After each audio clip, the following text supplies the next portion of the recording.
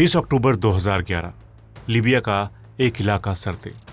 यहाँ के रेगिस्तान से गुजरती एक सीवर पाइप में छिपा था एक बूढ़ा आदमी जो बुरी तरह थका हुआ था। बाल और कपड़े खून से लथपथ थे, मगर उसकी आंखों में डर नहीं था।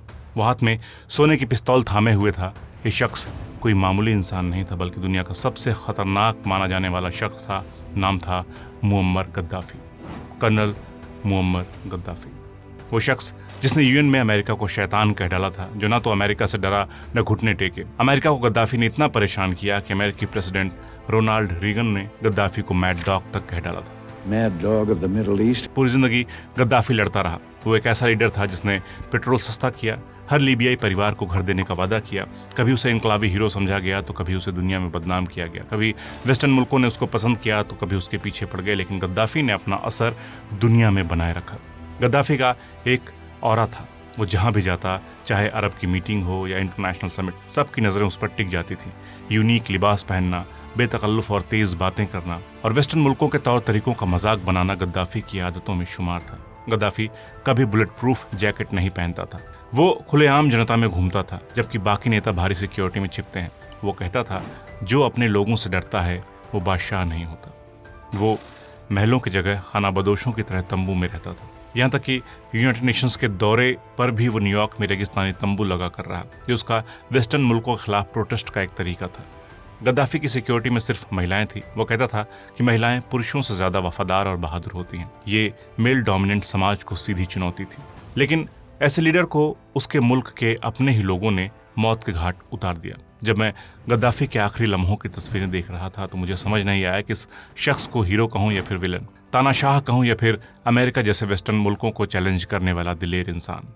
एक अरब जर्नलिस्ट ने गद्दाफी को मिडिल ईस्ट की पॉलिटिक्स का पिकासो कहा था। लेकिन फिर ऐसा क्या हुआ कि जिस गद्दाफी की आवाज़ गोरों के कानों को चुभती थी, जिसकी पॉलिसीज़ ने अमेरिकियों की नींद उड़ा रखी थी, जो बेहद गरीब परिवार से था और सिर्फ 27 साल की उम्र में तख्ता पलट करके लीबिया की गद्दी हासिल की और 42 साल तक हुकूमत की, जिसे अपने मुल्क से बेपनाह मोहब्बत थी, जो कहता था कि मैं मर जाऊंगा लेकिन लीबिया नहीं छोड़ूंगा, और आखिर वक्त तक लीबिया में ही रहा, कभी अमेरिका के सामने सरेंडर नहीं किया, उसको उसी के मुल्क में उसी के लोगों ने मौत के घाट उतार दिया। आज इस वीडियो में कहानी उसी गद्दाफी की। कहानी पर जाने से पहले दोस्तों, आपके काम की एक बात। हम जानते हैं कि इस बदलती दुनिया में एआई यानी कि आर्टिफिशियल इंटेलिजेंस एक पावरफुल टूल बन चुका है। एआई वॉर्स के साथ साथ बिजनेस को भी रीडिफाइन कर रहा है। ऐसे में अगर आप एआई स्किल नहीं सीख रहे हैं तो आप इस कॉम्पिटिटिव वर्ल्ड में पीछे छूट रहे हैं।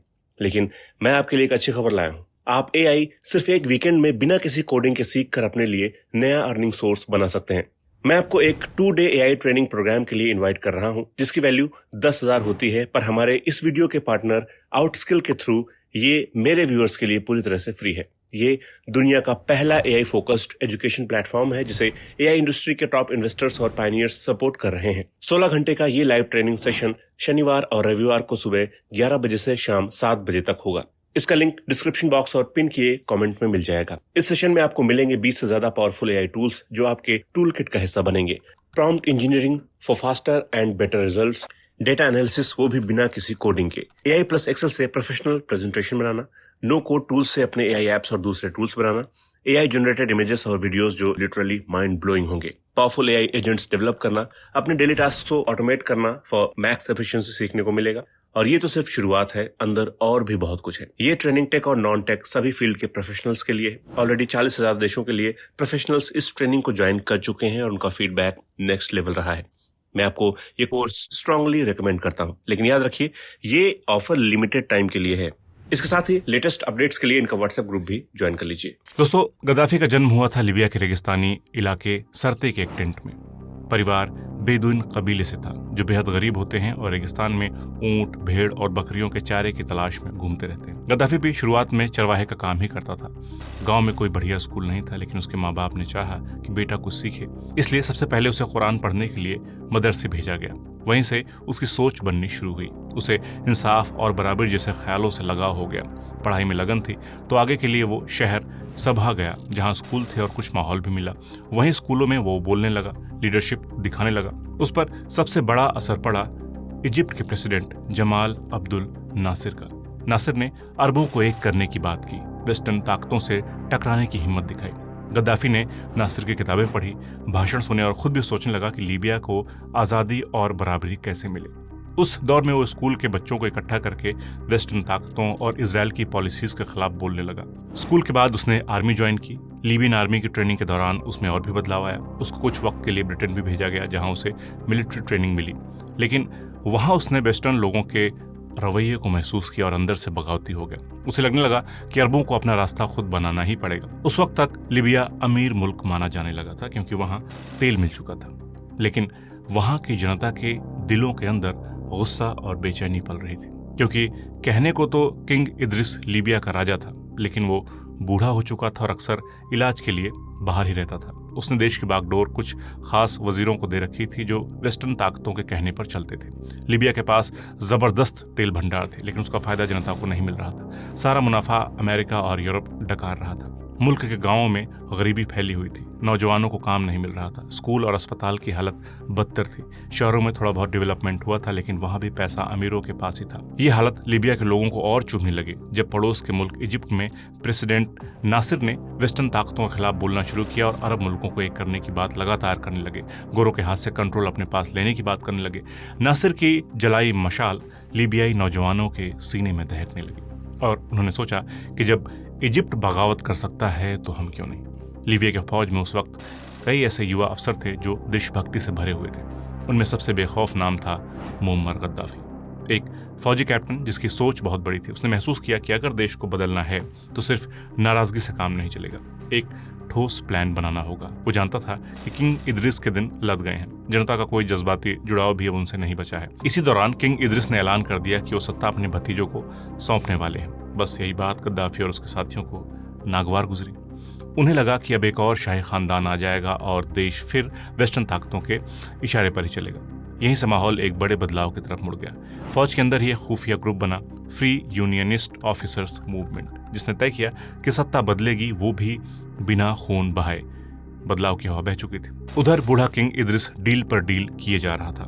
गोरों का कंट्रोल लीबिया पर और मजबूत होता जा रहा था और लीबियाई जनता पीछे छूटती जा रही थी। गुस्सा अब खुले बगावत में बदलने वाला था और इस बगावत की बागडोर थी गद्दाफी के हाथों में।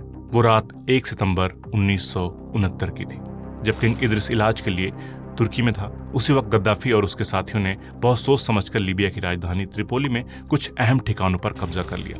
ये तख्ता पलट बिल्कुल शांत तरीके से हुआ, न गोली चली, न बम फटे, न लोग मरे। सुबह जब लीबियाई लोगों ने रेडियो ऑन किया तो उन्हें एक नई आवाज़ सुनाई दी। उस आवाज़ ने ऐलान किया कि अब लीबिया में नई ताकत आई है जो आवाम के लिए काम करेगी। लोगों को लगा कि शायद अब उनकी ज़िंदगी बदलेगी और उस आवाज़ का नाम था मुअम्मर गद्दाफी। गद्दाफी ने ऐलान किया कि लीबिया अब एक रिपब्लिक है, कोई राजा नहीं, कोई शाही खानदान नहीं, अब जनता की हुकूमत होगी। उसने किंग इद्रिस को मुल्क लौटने नहीं दिया और कुछ ही दिनों में लीबिया में उसका राज शुरू हो गया। यहीं से गद्दाफी का 42 साल लंबा दौर शुरू हुआ। गद्दाफी ने कई बड़े फैसले लिए जो आम लोगों के हक में थे, जैसे तेल के जरिए आने वाले पैसे को वेस्टर्न कंपनियों से छीनकर अपने लोगों के लिए इस्तेमाल किया। पढ़ाई, इलाज, बिजली सब फ्री कर दिया। घर बनाने के लिए पैसा दिया। शादी करने वालों को गिफ्ट दिए जाते थे। औरतों को अधिकार दिए। अफ्रीका और अरब को एक करने की बात की। गरीबों की आवाज़ बना। लेकिन जैसे जैसे साल बीतते गए गद्दाफी पॉपुलर होने लगा और उसके दुश्मन भी बढ़ने लगे।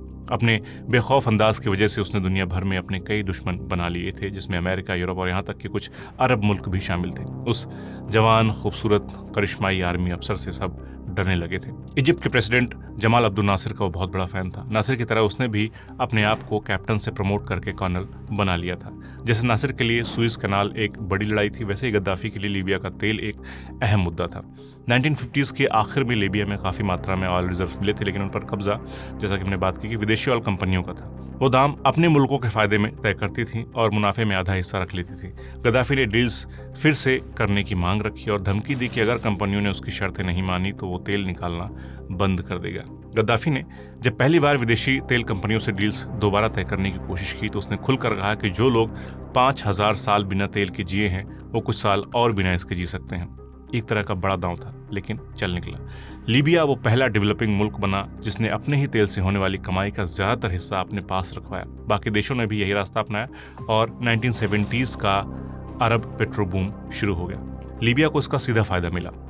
तेल निकालने की मात्रा गल्फ कंट्रीज के बराबर थी और आबादी बहुत कम, 30 लाख से भी कम। इतनी कम आबादी में काला सोना बरसने लगा और मुल्क तेजी से अमीर बन गया। 1973 के अरब इजराइल जंग के बाद जब अरब देशों ने अमेरिका और यूरोप को तेल देना कम कर दिया था, तब लीबिया जैसे देशों की कमाई अचानक बहुत ज़्यादा बढ़ गई। लीबिया की सरकार हर दिन करोड़ों डॉलर कमाने लगी और गद्दाफी ने इस पैसे को सिर्फ अमीरों के बीच नहीं बंटने दिया। उसने प्लान बनाया कि इस पैसे से लीबियाई आवाम की जिंदगी बदलेगी। गद्दाफी ने और भी बड़े फैसले लिए, जैसे गाँव में स्कूल, अस्पताल बनाए। जो शादी करना चाहता था उसे सरकार की तरफ से 50,000 लीबियन दिनार का तोहफा मिलता था। हर फैमिली को एक घर मिले इसके लिए स्कीम बनाई गई। खेती करने वालों को बिना ब्याज का कर्ज मिलता था। लीबिया में पेट्रोल इतना सस्ता था कि लोग पानी से ज़्यादा सस्ता समझते थे इसे। इस वक्त लीबिया की हालत ये थी कि अफ्रीका के ज़्यादातर मुल्क जहां भूख और गरीबी से जूझ रहे थे, वहीं लीबिया अफ्रीका का सबसे अमीर मुल्क बन चुका था। हर आदमी के हिस्से में जो औसतन आमदनी आती थी वो पूरे अरब और अफ्रीकी देशों में सबसे ज़्यादा थे। गद्दाफी ने अरब मुल्कों को भी चैलेंज किया। उसने कहा कि हम तेल बेचते हैं और डॉलर में कमाते हैं, लेकिन डॉलर वेस्टर्न कंट्रोल में है। इसलिए उसने गोल्ड पर बेस्ड अफ्रीकी करेंसी लाने की बात की, जिससे अफ्रीका की इकोनॉमी वेस्टर्न सिस्टम से अलग हो जाए। यही आइडिया बाद में उसकी जान पर बना। लेकिन उस वक्त तक लीबियाई जनता गद्दाफी को सिर्फ लीडर नहीं, एक रहनुमा मानने लगी थी। वो कहते थे कि गद्दाफी नहीं होता तो हम अब भी गुलाम ही रहते, और गद्दाफी खुद भी कहता था, मैं राजा नहीं, मैं आवाम की आवाज़ हूँ। हालांकि जब गद्दाफी ने देखा कि बाकी अरब देशों को एक करना बहुत मुश्किल काम है, तो उसने अपनी अरब को एक करने वाली सोच को आगे नहीं बढ़ाया और ना ही गल्फ मुल्कों की चकाचौंध वाली खरीदारी और दिखावे की राह पर चला।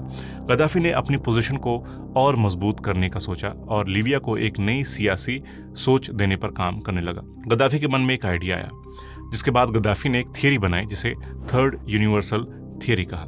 इस थियरी में कहा कि दुनिया में कैपिटलिज्म और कम्युनिज्म यानी फर्स्ट और सेकंड थियरीज में जो कमजोरियां हैं उन्हें वो दूर करेगा और दुनिया को एक नई सियासी, इकोनॉमिक और सोशल रेवोल्यूशन की तरफ ले जाएगा, जहां हर दबे कुचले इंसान को आज़ादी मिलेगी।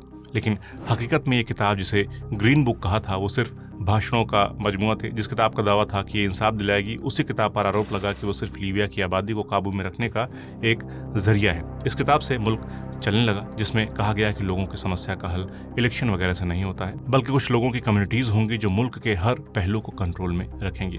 ग्रीन बुक में इस सिस्टम को एक सुंदर गाड़ी की पहिए जैसा बताया गया था। बाहरी घेरे में बेसिक पॉपुलर कांग्रेस थी जो पीपल्स कमेटियां बनाती है और वो सेंटर को रिपोर्ट भेजती है। गद्दाफी के मुताबिक एक सही मायनों में डेमोक्रेटिक जनरल सेक्रेटरीट इसके बीच में बैठा होता है, मगर ज़मीनी हकीकत इससे उलट थी।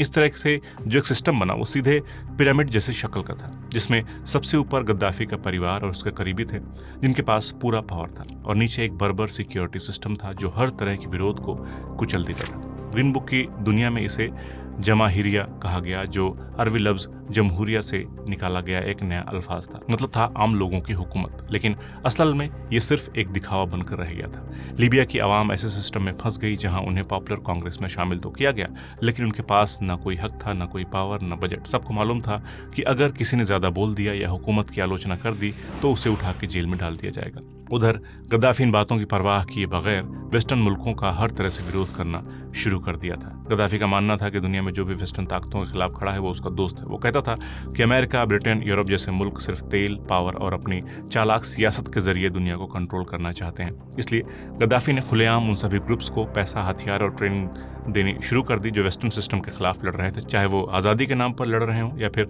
सत्ता हथियाने के लिए। जैसे गद्दाफी ने यासिर अराफात की PLO समेत कई फिलिस्तीनी ग्रुप्स को सपोर्ट किया, क्योंकि वो इजराइल को अमेरिका का प्यादा मानता था और फिलिस्तीन को आज़ाद देखना चाहता था। आपको जानकर हैरानी होगी कि गद्दाफी ने नेल्सन मंडेला को तब सपोर्ट किया था जब बाकी दुनिया चुप थी, क्योंकि गद्दाफी रेसिज्म के खिलाफ था। यही नहीं, गद्दाफी ने फ्रांस, अफ्रीका और यहाँ तक कि आयरलैंड के विद्रोही गुट आयरिश रिपब्लिकन आर्मी जो ब्रिटेन के खिलाफ लड़ रही थी, उन्हें भी हथियार, विस्फोटक और पैसे दिए। पूरी दुनिया में ऐसी हिमाकत सिर्फ और सिर्फ गद्दाफी ही कर सकता था। दोस्तों, दरअसल होता यह है कि जब आप लंबे समय तक सत्ता में रहते हैं और अपने मुल्क को बुलंदी पर ले जाते हैं, उसकी तस्वीर और तकदीर बदल देते हैं, तो जाहिर है कि आपको लगता है कि आप जो कर रहे हैं वही जनता के लिए सही है और आपको कोई रोक नहीं सकता है। पावर का इंसानी दिमाग पर गहरा असर होता है और वही गद्दाफी के साथ हुआ। हम देखते हैं जैसे गद्दाफी को कई शौक चढ़ गए। वो अजीब अजीब कपड़े पहनता, कभी सुनहरे बिल्लों वाली वर्दी, रंग बिरंगे गाउन, तो कभी अफ्रीकी कबीलाई लिबास। वो घंटों शीशे के सामने खड़ा होकर बाल संवारता, कैमरे का एंगल ठीक करवाता और सवाल करने वालों को सीधे जेल भिजवा देता। गद्दाफी पर सत्ता का नशा था और वो वेस्टर्न मुल्कों को कुछ नहीं समझता था। यहीं उससे गलती हो गई, क्योंकि अमेरिका जैसे मुल्क इसी फिराक में थे कि कैसे वो गद्दाफी को कंट्रोल में करें। अमेरिका ने दावा किया कि गद्दाफी ने जर्मनी के एक नाइट क्लब में बम धमाका करवाया जहां अमेरिकी सैनिक मारे गए थे। इसके बाद 1986 में अमेरिका ने ऑपरेशन एल डोराडो कैनियन में गद्दाफी को मारने के लिए लीबिया पर हवाई हमला किया। उसकी छोटी बेटी की मौत हो गई, लेकिन गद्दाफी बच गया और उसके अगले दिन बोला, मैं मौत से नहीं डरता, मैं लीबिया के लिए जीऊंगा और मरूंगा। उसने खुलेआम कहा, मैं अमेरिका को तबाह कर दूंगा। और फिर वो एक एक करके अमेरिका के दुश्मनों का साथी बनता गया। अल जज़ायरी बगावती, चाड के विद्रोही, सियरा लियोन के खूंखार लड़ाके, यहाँ तक कि अफगान तालिबान तक गद्दाफी की मदद से अछूते नहीं थे। 1988 में स्कॉटलैंड के लॉकरबी शहर के ऊपर उड़ रहे पैन एम फ्लाइट 103 का ब्लास्ट अगला बड़ा मोड़ था। 270 लोग मारे गए थे। ये यूके की सरजमी पर हुआ अब तक का सबसे बड़ा टेरर हमला था। जब गद्दाफी ने 2 लीबियाई आरोपियों को स्कॉटलैंड के हवाले करने से इनकार कर दिया तो यूएन ने सैंक्शंस लगाए और सालों तक डील चली। आखिरकार 1999 में दोनों को सौंपा गया। उनमें से एक अब्दुल बासित अल मिग्राही को उम्र कैद हुई, दूसरा बेकसूर साबित हुआ।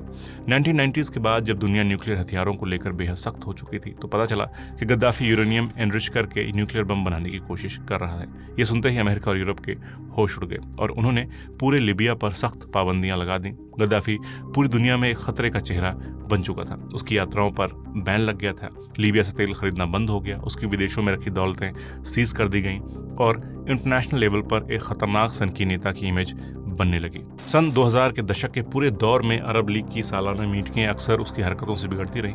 कभी वो सिगरेट जलाकर पास बैठे लीडर के मुंह पर धुआं फेंक देता, कभी खाड़ी के शासकों या फिर फिलिस्तीनियों को भला बुरा कह देता और कभी खुद को अफ्रीका का बादशाहों का बादशाह घोषित कर देता। लेकिन असली मोड़ तब आया जब 2003 में अमेरिका ने इराक पर हमला किया और सद्दाम हुसैन को गिरफ्तार कर लिया। इस घटना ने गद्दाफी पर गहरा असर डाला। उसे लगा कि अगला नंबर उसका हो सकता है। उसने अमेरिका से बातचीत की और कहा कि मैं अपने न्यूक्लियर प्रोग्राम को खत्म कर दूंगा। उसने अमेरिका और यूरोप के साथ एक डील की, न्यूक्लियर हथियार न बनाने के बदले इकोनॉमिक बैन हटाने की।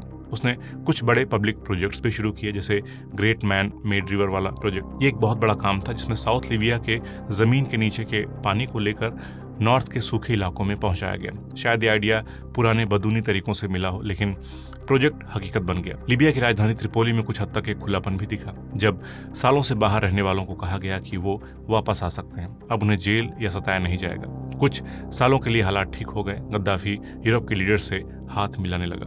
जब लीबिया के डे ऑफ रेज की बातें होने लगी तो गद्दाफी ने ऐलान किया कि वो भी लोगों के साथ प्रदर्शन करेगा, जैसे वो अपने ही खिलाफ और एक क्रांति का लीडर हो जिसने ताकत लोगों को दे दी है और खुद हुकूमत में नहीं है। लेकिन हकीकत में लोग अब बदलाव चाहते थे। इजिप्ट के मुबारक और ट्यूनीशिया के बिन अली की तरह गद्दाफी को भी गिराना चाहते थे। बेंगाजी से जो पहली तस्वीरें आईं उनमें जोश से भरे हुए नौजवान ग्रीन कलर की एक इमारत को तोड़ते हुए नजर आए। वो ग्रीन बुक का निशान थी जो 1970s के दशक से लोगों पर थोपी गई थी और आज़ादी के नाम पर गुलामी लादे हुए थी। जैसे जैसे बगावत बढ़ी और गद्दाफी को लगने लगा कि उसकी ताकत को सच में खतरा है तो उसने फिर से सख्ती दिखानी शुरू कर दी। इस बार सिर्फ चंद मुखालिफ नहीं बल्कि पूरे शहर निशाने पर आ गए, जहां लोगों ने उसकी तस्वीरें फाड़ी और गद्दी से हटाने की मांग की। उसने फौज और बाहर से लाए गए लड़ाके भेजे जो नेशनल ट्रांजिशनल काउंसिल के झंडे तले लड़ने वाले बगावतियों को कुचलने लगे। ये लड़ाके पुराने सिपाही और नौसिखी लड़ाके थे जिनके बारे में गद्दाफी ने कहा कि ये 17 साल के गुमराह लड़ाके हैं जिन्हें रात में गोलियां दी जाती हैं। उनके दूध, कॉफ़ी या नेस्कैफे में नशे की गोलियां मिलाई जाती हैं। यूएन को भी गद्दाफी ने नहीं छोड़ा। 2009 में जनरल असेंबली में गद्दाफी ने 10 मिनट की तय स्पीच की जगह 1.5 घंटे से ज्यादा लंबी तकरीर दी। उसने यूएन के चार्टर के पन्ने फाड़े, उन्हें मरोड़ कर फेंका और बोलता रहा। उसकी ये आदतें उसके पागलपन का मिसाल बन गई, लेकिन इसके बावजूद वेस्टर्न लीडर्स और कंपनियां उससे डील करने में पीछे नहीं रहीं। जब दिसंबर 2010 में ट्यूनीशिया से बगावत की हवा चलनी शुरू हुई तो ज्यादातर लोगों को लगा कि लीबिया इसकी चपेट में नहीं आएगा, क्योंकि गद्दाफी एक तानाशाह था जो बहुत सालों से कुर्सी पर बैठा था और लोग भूल चुके थे कि उसके पहले वहां पर था कौन। लेकिन बाकी अरब लीडर्स की तरह उसे वेस्टर्न मुल्कों का चमचा नहीं माना जाता था और शायद इसीलिए वेस्टर्न मुल्कों ने, खासकर अमेरिका ने, अपना पाला बदल लिया और गद्दाफी पर चारों तरफ से, यहाँ तक कि नए नए आए फेसबुक से भी दबाव बनना शुरू हो गया। 2011 में जब अरब दुनिया में हुकूमतों के खिलाफ बगावत की आंधी उठी तो उसकी सबसे तेज टक्कर, जो कि लोगों ने नहीं सोचा था, वो लीबिया में ही महसूस की गई। इसके पीछे हालांकि अमेरिका का हाथ था। एक तरफ ट्यूनीशिया और इजिप्ट जैसे देशों में जनता सड़कों पर उतर चुकी थी। आज़ादी, इंसाफ और इनकलाब के नारों से अरब की दुनिया गूंज रही थी। गद्दाफी के देश में जो उसके खिलाफ आवाजें उठ रही थी उनको अमेरिका ने हवा दी, और जो गद्दाफी 42 सालों से लीबिया पर राज कर रहा था उसे अब अपनी कुर्सी हिलती हुई महसूस होने लगी। शुरुआत लीबिया के शहर बेंगाजी से हुई। यहाँ लोगों ने गद्दाफी के साथ प्रोटेस्ट करना शुरू किया था, लेकिन गद्दाफी ने ना तो पीछे हटने का इरादा किया, ना ही कोई समझौता किया। उसने उल्टा कहा, मैं एक एक को मार दूंगा घर घर जाकर। نزحف أنا والملايين لتطهير ليبيا شبر شبر، بيت بيت، دار دار، زنقة زنقة، فرد فرد। उसकी यही जिद उसकी सबसे बड़ी गलती बन गई। एक्टिविस्ट और वकील फेथी तरबेल की गिरफ्तारी के बाद बात और बिगड़ गई, क्योंकि वो लीबिया की राजधानी में बंद लगभग 1200 कैदियों की हत्या के मामले में पीड़ितों का केस लड़ रहे थे। मारे गए लोगों के घर वाले ज्यादातर बेंगाजी शहर के ही थे। केस चला और कोई इंसाफ नहीं मिला। फिर आई तारीख 15 फरवरी 2011 जब तरबेल को गिरफ्तार कर लिया गया, जिसके बाद मारे गए लोगों के पोस्टर लगे, बेंगाजी शहर मरकज बन गया और जबरदस्त प्रोटेस्ट होने लगे। गद्दाफी ने अपनी फौज से जनता पर गोलियां चलवाई, शहरों में बमबारी शुरू हो गई, लेकिन इस बार मामला सिर्फ लीबिया तक नहीं रहा। हालात बिगड़ते देख यूएन ने गद्दाफी के खिलाफ कार्रवाई की मंजूरी दे दी। अमेरिका, फ्रांस और ब्रिटेन जैसे वेस्टर्न मुल्क अब खुलकर गद्दाफी के दुश्मन बन चुके थे। नेटो की फौज ने गद्दाफी की फौज पर हमला कर दिया। उसकी हुकूमत एक एक करके टूटने लगी। पूरे लीबिया में भयंकर तबाही मचने लगी। आखिर में गद्दाफी को राजधानी छोड़नी पड़ी। राजधानी त्रिपोली से भागकर सीरत नाम के अपने पुराने पैतृक इलाके में छिपा। गद्दाफी कुछ वफादार लोगों के साथ एक काफिले में था, लेकिन नेटो ने उसकी गाड़ियों पर मिसाइल से हमला कर दिया। गद्दाफी जान बचाने के लिए पास के एक ड्रेनेज पाइप में छिप गया, मगर लीबिया के बगावती लड़ाकों को ठिकाने का पता लग चुका था। जब उसे बागियों ने ड्रेनेज पाइप से बाहर खींचा तो गद्दाफी के चेहरे से खून बह रहा था, कपड़े खून से सने थे। वो कह रहा था, मैंने तुम्हारा क्या बिगाड़ा है? मगर विद्रोही गुट के लड़ाकों ने उसे घूंसे मारे, लाते मारी और कुछ देर बाद भीड़ में से किसी ने गोली चला दी और वही मिट्टी में सना गद्दाफी हमेशा के लिए खामोश हो गया। और इसी के साथ एक दौर का अंत हो गया। एक लीडर जिसने अमेरिका और वेस्टर्न ताकतों को आंख दिखाई थी, जिसने लीबिया को दुनिया के ताकतवर मुल्कों में शुमार कर दिया था, अब उसी लीबिया में अमेरिका के सपोर्ट से बनी बगावती फौजों के हाथों मारा जाता है। दोस्तों, ये थी गद्दाफी की कहानी, लेकिन मेरे ख्याल से इसका एक सिरा छूट गया जिस पर कम बात होती है, और वो है वेस्टर्न मुल्कों का दोगलापन। जब सन 2000 के दशक में गद्दाफी की हुकूमत और यूरोप अमेरिका के रिश्तों में सुधार आया तो लीबिया को इंटरनेशनल कम्युनिटी में दोबारा शामिल कर लिया गया। उसे इस्लामिक टेररिज्म के खिलाफ लड़ने वाला और यूरोप में इलीगल माइग्रेशन को रोकने वाले शख्स के तौर पर देखा जाने लगा। लेकिन 2011 में जब अरब स्प्रिंग का असर पूरे नॉर्थ अफ्रीका में फैलने लगा तो अमेरिका ने अचानक रुख बदल दिया। तो जो गद्दाफी उनका साथी था, अब वही अचानक पागल तानाशाह कहा जाने लगा, जो अपने लोगों की जान लेने पर तुला हुआ था उनके मुताबिक। 15 फरवरी से 19 मार्च 2011 के बीच सिर्फ 2 महीनों में इतना बड़ा उलटफेर कैसे हुआ? मतलब साफ था कि इससे पहले उनको मौका नहीं मिला था, मगर जैसे ही गद्दाफी कमज़ोर हुआ तो इन्होंने लीबिया के तेल पर असर बढ़ाने के लिए गद्दाफी को रास्ते से हटा दिया, जो ये दिखाता है कि अमेरिका का ना कोई परमानेंट दोस्त है और ना दुश्मन। वो अपने फायदे के लिए पाला बदलता रहता है। अब इस पूरी कहानी को जानने के बाद मेरा सवाल आप लोगों से है कि आप बताइए, गद्दाफी हीरो था या फिर विलेन, जैसा कि अमेरिका कहता है? कमेंट करके बताइए। और दोस्तों, जिस एआई ट्रेनिंग के बारे में आपको बताया था उसे चेकआउट करना ना भूलें। लिंक डिस्क्रिप्शन बॉक्स और कमेंट में पिन कर दिया गया है। तो जल्द मिलते हैं अगले वीडियो में एक नए टॉपिक के साथ। नमस्कार।